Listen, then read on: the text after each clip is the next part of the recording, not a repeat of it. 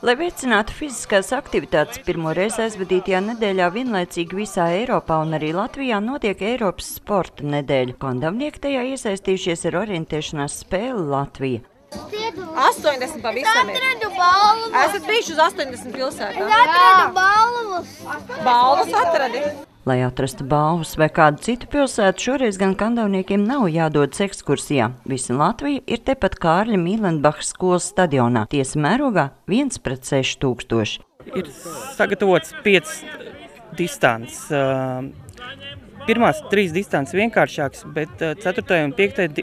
distancē tā jau aizdzīga pat arī orientieris pieredze.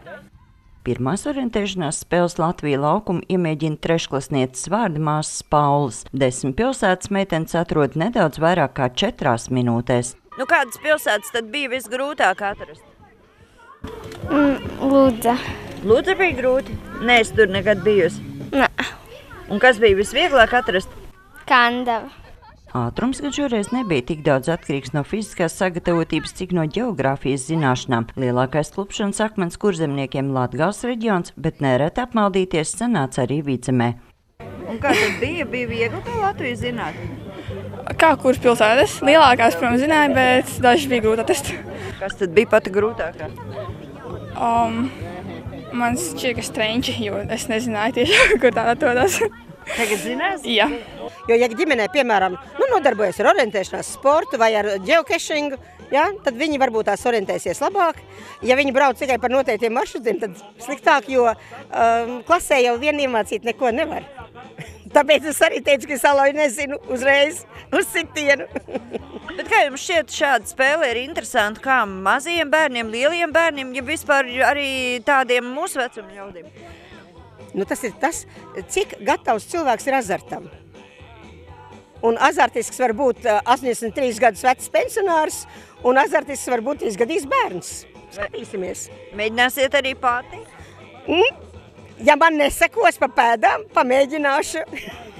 Ideja par to, ka Eiropas sporta nedēļā varētu piedalīties ar orientēšanās spēli, kas vienlaikus gan ļauj kārtīgi izkustēties, gan pārbaudīt zināšanas, pieder sporta skolotājiem Andrim Bambim. Kādreiz braucot un tā bērniem runājot, diezgan, ne jau visi, bet daži galīgi neorientējās, kur Latvijā. Dažs labāk zina, kur ir Amsterdama vai Londona, nekā kur ir, teiksim, Rēzekne vai Liepāja. Jā. Vai ir gadījušies arī kādi kuriozi starp tiem 300 bērniem, jauniešiem? Kurjos ir tāds, ka top pilsēta viens, lai cik tas nebūtu dīvaini, mēs esam kurzemnieki, jā?